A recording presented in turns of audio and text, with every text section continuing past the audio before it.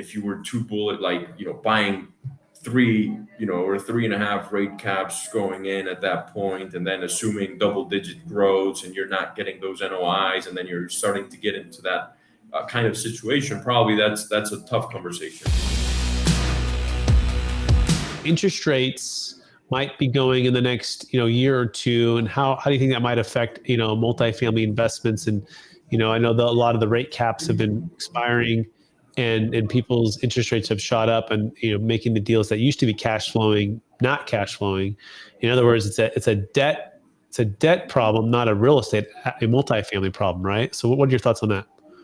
Yeah, definitely. We were just talking about that right before we connected. I think there's multiple parts to that question and to that subject itself.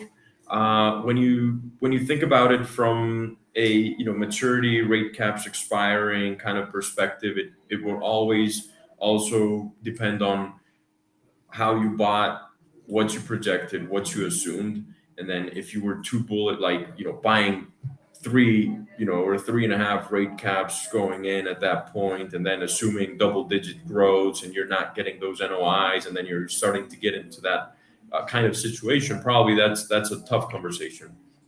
If on the other hand, you still have rate cap to go with, probably you're in a better position.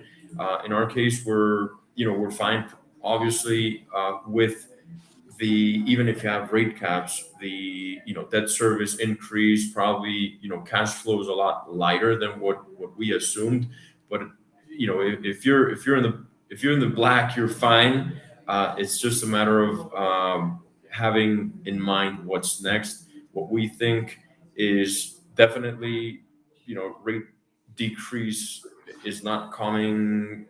I don't believe anytime this year, especially with yesterday's, I guess, new CPI data. We believe that'll probably be maybe end of Q1 2024.